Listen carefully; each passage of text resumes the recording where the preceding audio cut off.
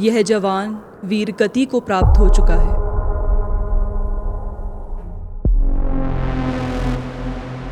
इस जवान का नाम करम सिंह है और ये सेंट्रल रिजर्व पुलिस बल में डिप्टी सेंट्रल इंटेलिजेंस ऑफिसर के पद पर अपने साथी जवानों के साथ हॉट स्प्रिंग्स लद्दाख में 16,000 फीट की ऊंचाई पर तैनात था। 21 अक्टूबर 1959 का दिन इसका और इसके 10 साथी जवानों का आखिरी दिन बन गया। उस दिन इनके 7 साथी भी बंदी बना लिए गए हैं। अगला चेहरा महावीर त्यागी का है, जो देहरादून से सांसद हैं। नेहरू के पुराने जेल साथी भी हैं। कुल 3 बार जेल जा चुके हैं। इंडिपेंडेंस के बाद 1953 से 57 तक भारत के डिफेंस प्रोडक्शन मिनिस्टर भी रह चुके हैं। 5 दिसंबर 1961 के दिन त्यागी संसद में अपने गंजे सिर की ओर इशारा करके प्रधानमंत्री नेहरू से एक ऐसा सवाल पूछने जा रहे हैं जो कभी भी भुलाया नहीं जा सकेगा। तीसरा चेहरा 1955 से 61 तक भारत के फॉरेन सेक्रेटरी रह चुके सुबिमल दत्त का है।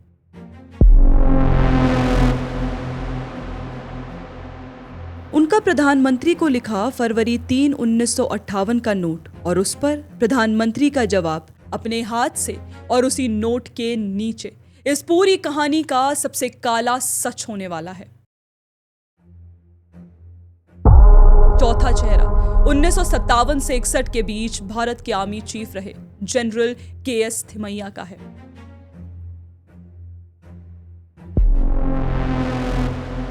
उन्होंने एक ब्रिटिश पर्वतारोही को एक एक्सपेडिशन पर भेजा है, एक सड़क का सबूत लाने के लिए।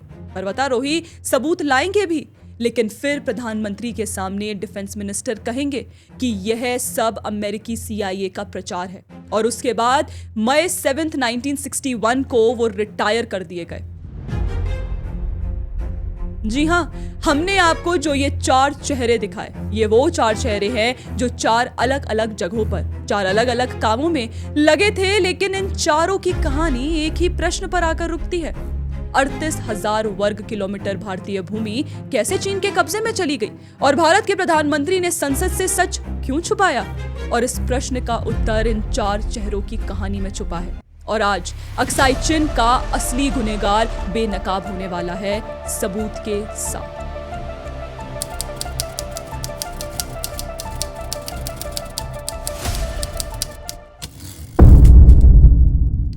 नमस्कार, मैं श्रेया और आप देख रहे हैं द पैम्फलेट डॉक्यूमेंट्री।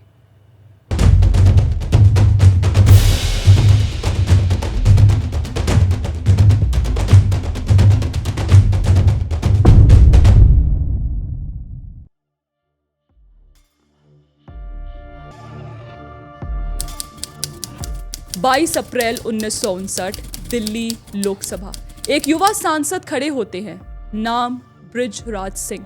हाथ में अखबार की कतरने हैं और उन्होंने एक प्रश्न पूछा है, क्या ये सच है कि चीन ने भारत के 30,000 वर्ग मील भूभाग पर दावा किया है, जैसा कई अखबारों में छापा है?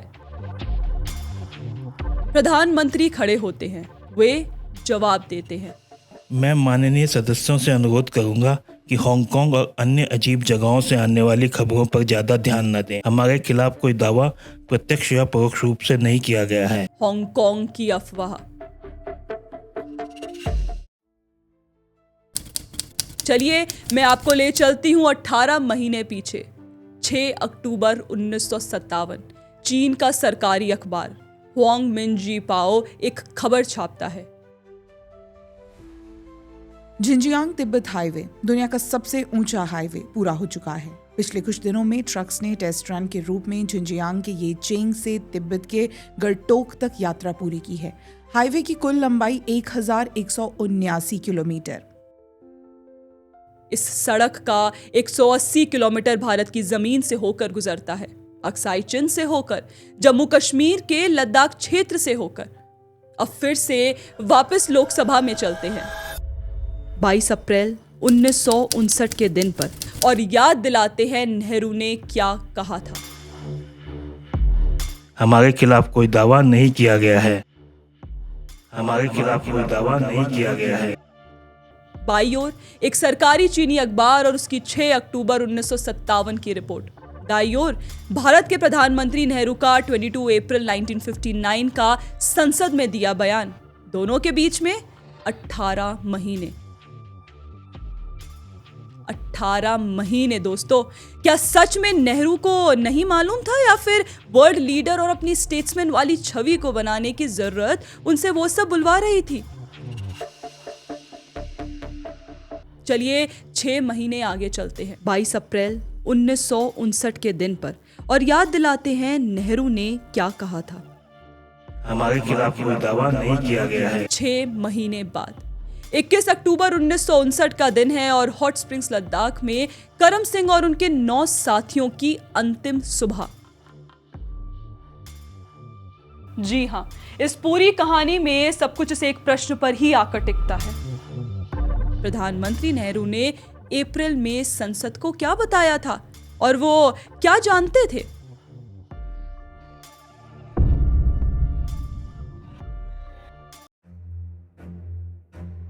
पार्लियामेंट्री रिकॉर्ड्स एंड आर्काइव्स में दबा सच जनता के बीच शायद कभी पहुंच ही नहीं पाया,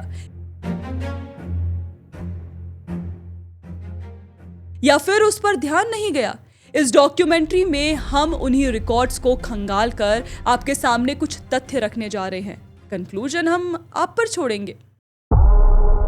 सन 1952 से 1958 तक के 7 साल के दौरान भारत की तत्कालीन नेहरू सरकार को 5 अलग अलग सोर्सेस से चीनी सड़क के बारे में चेतावनी मिली थी, और ठीक उसी दौरान भारत के प्रधानमंत्री नेहरू इसके विपरीत 5 अलग अलग मंचों पर चीन की दोस्ती की कसमें खा रहे थे।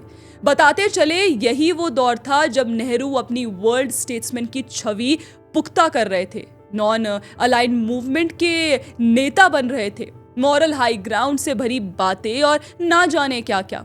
भारत में जब नेहरूवियन डिप्लोमेसी फल फूल रही थी और अपने चरम पर जाने वाली थी, और यही वो दौर था जब भारत के जमीन पर चीन क्रीपिंग एक्विजिशन कर रहा था, धीरे धीरे, लेकिन चुपके चुपके नहीं, क्योंकि तमाम सरकारी और सैन्य अधिकारी अपनी अपनी रिपोर्ट्स के माध्यम से सरकार को समय समय पर चेता रहे थे।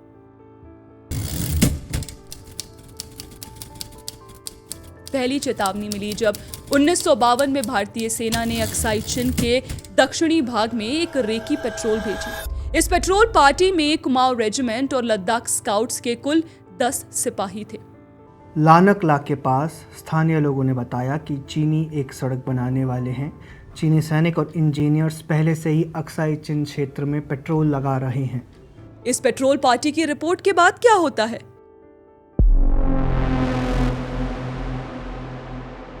1954 में प्रधानमंत्री नेहरू चीन के साथ एक समझौते पर हस्ताक्षर करते हैं। इसको नाम दिया जाता है पंचशील। इस समझौते के अंतर्गत भारत ने तिब्बत पर चीन का अधिकार को स्वीकार कर लिया था, और इसके अनुसार भारत ने तिब्बत में अपनी सभी विशेष सुविधाएं छोड़ दी, लेकिन बदले में कोई सीमा निर्धारण नहीं हुआ। सुविधाएं क्या क्या छोड़ी, ये भी देख लेते हैं। तिब्बत पर भारत का रुख। भारत ने आधिकारिक तौर पर तिब्बत को चीन का हिस्सा मान लिया। इससे तिब्बत एक स्वतंत्र बफर स्टेट के रूप में अपनी पहचान खो बैठा, जो पहले भारत और चीन के बीच एक सुरक्षा कवच की तरह काम करता था। संचार और बुनियादी ढांचा।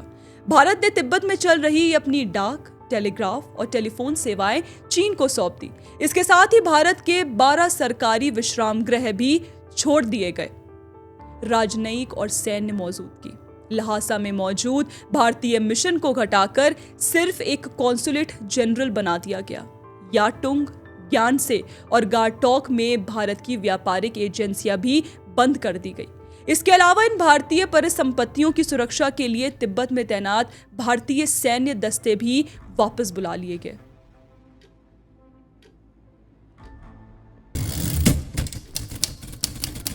चलिए देखते हैं चेतावनी नंबर 2। 1953 में अमेरिकी CIA की एक क्लासिफाइड रिपोर्ट आती है। शीर्षक: चीनी कम्युनिस्ट सेना, पश्चिमी तिब्बत, सड़क निर्माण, जिनजियांग से तिब्बत और लद्दाख। 1952 के अंत में दूसरी घुड़सवार रेजिमेंट का हेडक्वार्टर्स गरटोक में था। कमांडर हांतसे मीन ने इस क्षेत्र में नई सड़कें बनाने की चीनी मंशा की घोषणा की। झिंजियांग में चीनी कम्युनिस्ट स्थानीय लोगों को बता रही हैं कि लद्दाख झिंजियांग का हिस्सा है। और उस दौरान नेहरू क्या कर रहे थे? हम चलते हैं अप्रैल 1955 के बांडुग सम्मेलन में। प्रधानमंत्री नेहरू और चीनी प्रधानमंत्री चाओ एन लाय दुनिया के सामने दोस्त की तरह खड़े हैं और एक नया नारा कर रहे हैं, हिंदी चीनी भाई भाई। जी हाँ, हिंदी चीनी भाई भाई का नारा यहीं से उठा था।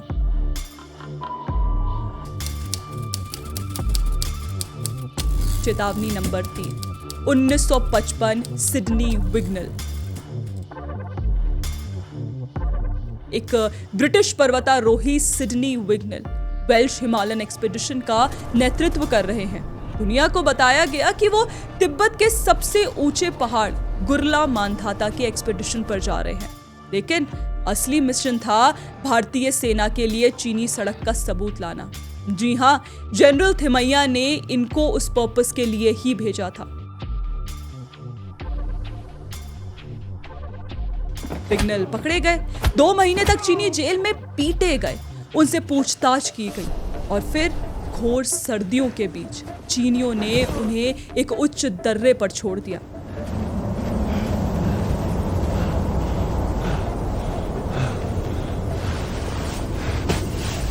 ताकि वे मर जाएं, पर विग्नल बच गए। वो भारत लौटे और सारी जानकारी military intelligence officer lieutenant colonel Baij Mehta को सौंप दी।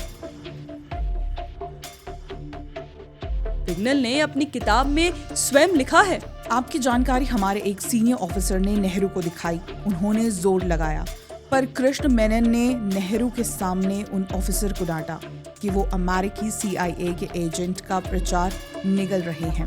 मेनन ने आपकी सारी जानकारी दबा दी। ठीक इसी समय नेहरू क्या कर रहे थे? दिसंबर 1956 चाओ एन लाय भारत यात्रा पर आए हैं। नेहरू उनकी खूब खातिरदारी कर रहे हैं और तो और प्रधानमंत्री नेहरू ने राष्ट्र को संबोधित भी किया था। चीन भारत का सबसे करीबी मित्र है, हिंदी चीनी भाई भाई।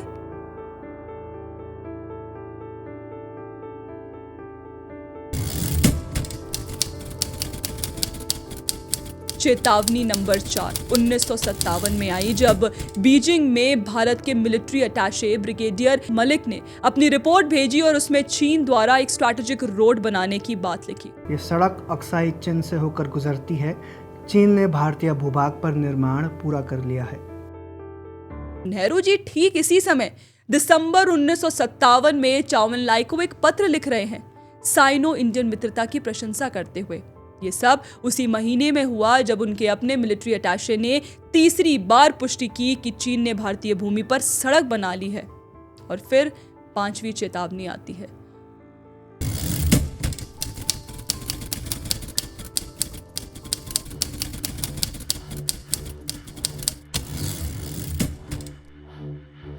(1958) की शुरुआत में भारत के फॉरेन सेक्रेटरी सुबिमल दत्त के द्वारा। पर यह चेतावनी इतनी महत्वपूर्ण है कि इसके बारे में हम अगले अध्याय में अलग से बात करेंगे। आपने देखा कैसे 4 चेतावनियां 4 अलग अलग चैनल से आ रही हैं, 4 अलग अलग समय पर, और इसके बावजूद प्रधानमंत्री नेहरू ने पंचशील पर हस्ताक्षर किए, बांडुग में चीन को गले लगाया, हिंदी चीनी भाई भाई का नारा दिया, चाओ एन लाय को पत्र लिखे। यह सब विरोधाभास सहयोग नहीं था, यह नीति थी, नेहरू की नीति, जिसका डंका आज तक पीटा जाता है और जिसके कसीदे पढ़ते पढ़ते नेहरूवियन फैंस कभी थकते नहीं। यह बोलना देखिए इसलिए जरूरी है क्योंकि हर चेतावनी को नेहरू के द्वारा नजरअंदाज किया जा रहा था और उसी समय वो चीन के साथ दोस्ती की कस्में खा रहे थे। चलिए आगे चलते हैं।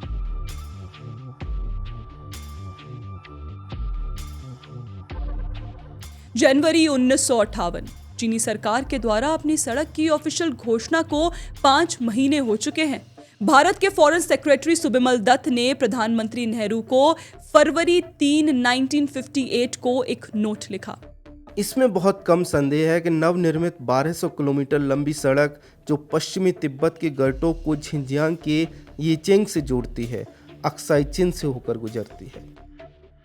जी हाँ, यह भारत के तत्कालीन फॉरेन सेक्रेटरी की निजी क्लासिफाइड टिप्पणी थी जो प्रधानमंत्री नेहरू को सीधे भेजी गई थी।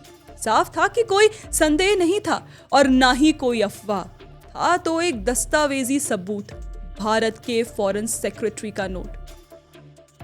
और फिर अगले दिन उस नोट पर प्रधानमंत्री का जवाब आया, उनके अपने हाथ से लिखा हुआ।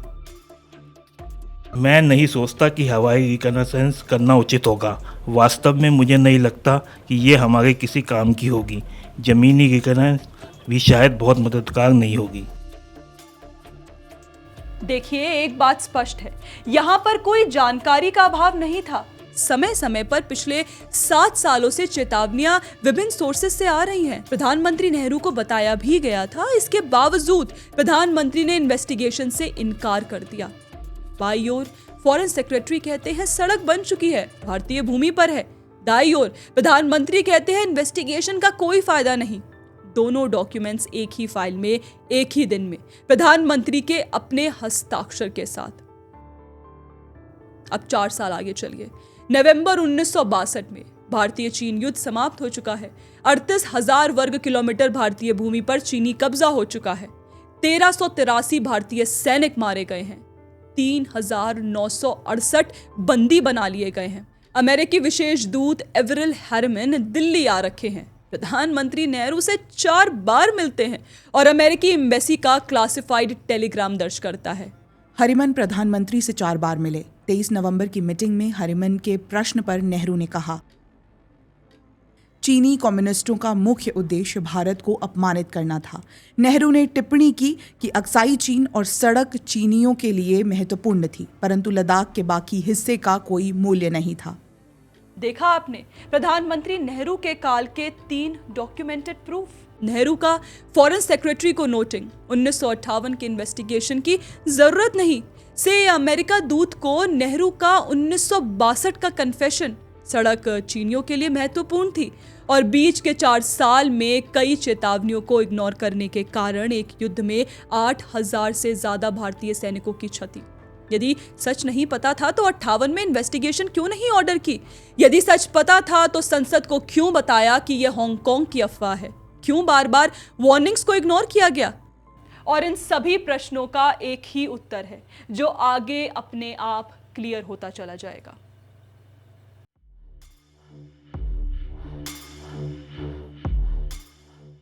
चलिए अब इसे फिर से देखते हैं। जी हाँ, हमने पहले देखा था कि कैसे नेहरू ने संसद में 22 अप्रैल 1959 को एक झूठ बोला था, जब प्रधानमंत्री ने संसद में खड़े होकर बृजराज सिंह एमपी के सवाल के जवाब में कहा था, मैं माननीय सदस्यों से अनुरोध करूंगा कि हांगकांग और अन्य अजीब जगहों से आने वाली खबरों पर ज़्यादा ध्यान न दें।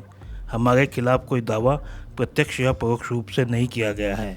तमाम डॉक्यूमेंट्स, 5 चेतावनियां और प्रधानमंत्री के अपने हाथ से एक एडमिशन, सब उनके सामने थे, सब उनकी ही फाइल्स में थे। फिर भी उन्होंने संसद को बताया हांगकांग की अफवाह, झूठ। प्रश्न ये नहीं कि प्रधानमंत्री जानते थे या नहीं, हम जानते हैं कि वे जानते थे। प्रश्न ये है उन्होंने झूठ क्यों बोला? उत्तर सरल है, सच बोलना पंचशील का अंत होता। सच बोलना हिंदी चीनी भाई भाई के नारे का अंत होता। सच बोलना नॉन अलाइन मूवमेंट के नैतिक नेता के रूप में अपनी छवि का अंत होता। सच बोलने का अर्थ था एक पूरी नेहरूवियन फॉरेन पॉलिसी का पतन। और ये प्रूफ होता है 4 मई 1959 की राज्यसभा में हुई बहस से। पंचशील पर हमला हो रहा था और प्रधानमंत्री ने इस बहस में स्वयं उत्तर दिया, यदि ये सिद्धांत सही हैं तो हम इन पर डटे रहेंगे, चाहे पूरी दुनिया में कोई इन पर ना टिके। देखा आपने पंचशील को बचाने के लिए कैसे नेहरू डटे रहने का दावा कर रहे हैं। क्या दूसरी पार्टी चीन भी उनकी ही तरह डटी थी? वैसे 1952 से 1959 तक की रिपोर्ट्स, इवेंट्स तो ये नहीं दिखा रहे। और चीन के विपरीत देखिए कैसे नेहरू की भारत सरकार बार बार सच को इग्नोर कर रही है।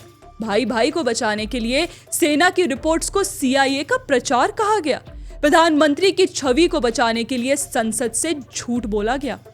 फॉरेन सेक्रेटरी, मिलिट्री अटैचे और आर्मी चीफ थिमैया सबकी रिपोर्ट्स को इग्नोर किया गया, नेहरू के पंचशील और स्टेट्समैन वाली छवि को बचाने के लिए।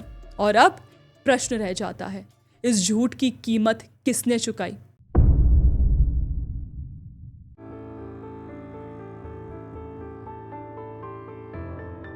अप्रैल 1959 के झूठ के 6 महीने बाद ही 21 अक्टूबर 1959 को हॉट स्प्रिंग्स लद्दाख में अक्साई चिन के करीब 16,000 फीट की ऊंचाई पर हमने बताया था कि कैसे सेंट्रल रिजर्व पुलिस फोर्स का एक पेट्रोल करम सिंह की कमान में 3 साथियों को ढूंढने जा रहा था जो एक दिन पहले लापता हो गए थे। बाद में इस पेट्रोल के 10 जवान शहीद हो गए और 7 लोगों को बंदी बना लिया गया। इसकी सरकारी सूचना कुछ ऐसे शब्दों में दी गई। दोपहर के समय चीनी सैनिकों ने एक पहाड़ी से करम सिंह की टुकड़ी पर गोलियां चलाई और हथगोले फेंके। चूंकि कोई आड़ नहीं थी, अधिकांश घायल हो गए, 10 मारे गए, 7 बंदी बना लिए गए। वो 10 शहीदों के नाम थे करम सिंह, धर्म सिंह, पूरन सिंह, नरबू लंबा, बेगराजमल, मक्खन लाल, ईमान सिंह, तेशिरिंग बोखू नरबू, हंगजीत सुब्बा, शिवनाथ प्रताप। इन सभी शहीदों की बॉडीज का 13 नवंबर को हॉट स्प्रिंग्स में पूर्ण पुलिस सम्मान के साथ अंतिम संस्कार कर दिया गया। और आज इनकी स्मृति में हर साल 21 अक्टूबर को भारत पुलिस कमेमोरेशन डे मनाता है। और जिस जमीन पर ये जवान शहीद हुए थे, ये वह जमीन थी जिसके इंक्रोचमेंट की चेतावनी को प्रधानमंत्री नेहरू ने 6 महीने पहले हांगकांग की अफवाह कहा था। हॉट स्प्रिंग्स के बाद संसद में बहसें चलती रही। चीन से संबंध और सीमा विवाद पर भी बहस हुई और ऐसे ही बहसों के दौरान 5 दिसंबर 1961 को प्रधानमंत्री नेहरू ने अक्साई चिन के बारे में कुछ ऐसा बोला था जो इतिहास में दर्ज हो गया। ये एक ऐसा क्षेत्र है जहाँ घास का एक तिनका भी नहीं उगता, लगभग 17,000 फीट ऊंचा। वहाँ घास का एक तिनका भी नहीं उगता।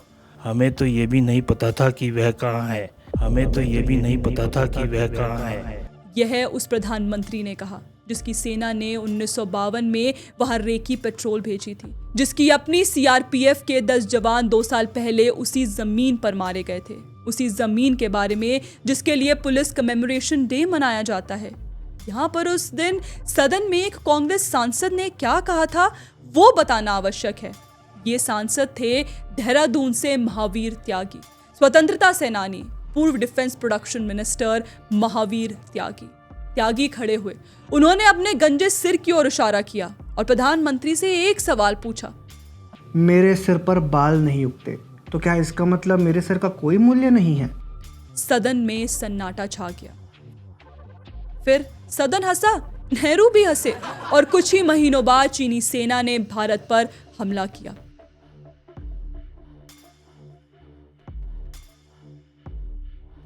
बीस अक्टूबर 1962 को हॉट स्प्रिंग्स की घटना के 3 साल बाद, हिंदी चीनी भाई भाई के नारे के 6 साल बाद, पंचशील के 8 साल बाद चीनी सेना ने एक साथ 2 मोर्चों पर हमला किया। पश्चिम में लद्दाख, पूर्व में नेफा जो आज अरुणाचल प्रदेश है। चीन ने लद्दाख का मोर्चा उसी सड़क के कारण खोला था जिसके अस्तित्व से नेहरू ने इनकार किया था। इस युद्ध के दौरान चीनी सेना अरुणाचल में 100 किलोमीटर अंदर तक प्रवेश कर लिया था और तेजपुर तक पहुंचने में कुछ ही दिन बाकी थे। और फिर 21 नवंबर 1962 को युद्ध समाप्त हो गया। युद्ध में भारतीय सेना को 8,000 से अधिक भारतीय सैनिकों की हानि हुई। इसमें 1383 सैनिक वीरगति को प्राप्त हुए, 1047 घायल हुए और 1696 लापता हो गए। 3,968 सैनिक बंदी बना दिए गए। और यह सब क्षति उस सड़क की रक्षा में हुई जिसके बारे में प्रधानमंत्री ने 3 साल पहले संसद को बताया था। यह हांगकांग की अफवाह है जिसकी तमाम वार्निंग्स नेहरू ने इग्नोर की। यहाँ पर जनरल थिमैया, जिन्होंने विग्नल को भेजा था, का 1961 के दौरान अपने विदाई भाषण में सेना के ऑफिसर से कही बात पर ध्यान देना आवश्यक है। मुझे आशा है कि मैं तुम्हें चीनी कम्युनिस्टों के लिए बारूद के रूप में नहीं छोड़ रहा हूँ। थिमैया की चेतावनी सच साबित हुई। बारूद वही जवान थे जिन्होंने करम सिंह और उनके साथियों के शहीद होने के बाद वॉर में अपनी जान गंवाई। हाँ, जमीन वही थी जहां करम सिंह 2 साल पहले मरे थे। सड़क वही थी जिसे फॉरेन सेक्रेटरी ने 1958 में नक्शे पर दिखाया था।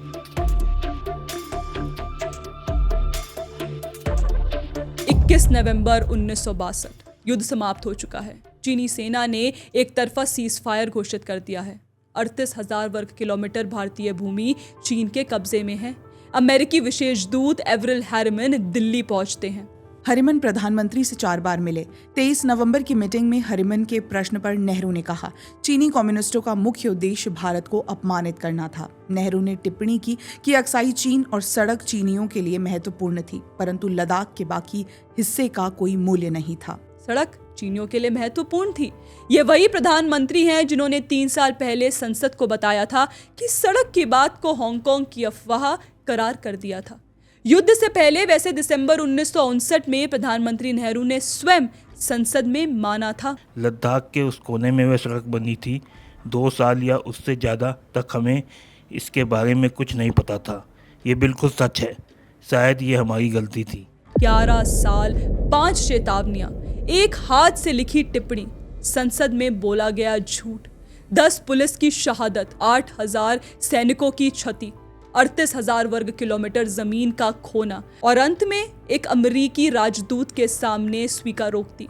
संसद के सामने नहीं, जनता के सामने नहीं, एक विदेशी राजनयिक के सामने, और वो भी निजी कमरे में। 65 साल बीत चुके हैं। 38,000 वर्ग किलोमीटर अभी भी चीन के कब्जे में है। 2020 में गलवान घाटी में 20 भारतीय जवान शहीद हो गए, उसी सीमा पर, उसी विवाद में, उसी अनसुलझे प्रश्न में। ये कहानी एक सड़क की नहीं थी, ये कहानी एक झूठ की थी। उस झूठ की कीमत आज भी चुकाई जा रही है। ये कहानी है नेहरू के अक्साई चिन बिट्रेयल की।